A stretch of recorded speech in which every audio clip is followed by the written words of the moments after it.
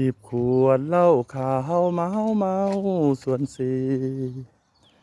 ดื่มมาหลายทีหนีความจำเจเก่าๆหนีคนหลายใจหนีใครไม่จริงกับเราทุกวันฉันพองแต่เหล้า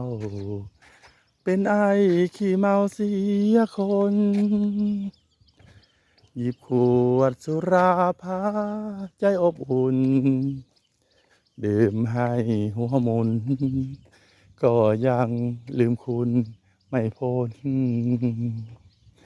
เห็นขวดสุรานึกว่าหน้ามนกอดมันหลายหน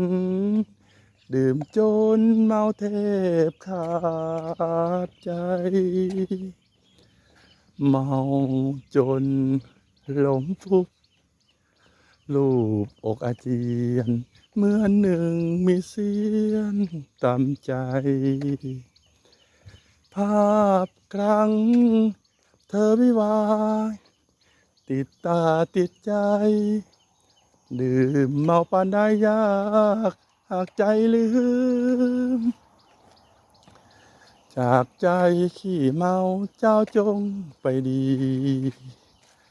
ความช้ำที่มีความทุกข์ชีวิตเศร้าซึมพี่รับคนเดียวไม่เกี่ยวจะลืม